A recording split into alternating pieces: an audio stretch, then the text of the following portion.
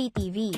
Labis na ikinagulat ng mga madlang people na nanonood ng It's Showtime sa GTV channel dahil sa pagkaputol ng show dahil ipinalabas sa GTV ang NCAA.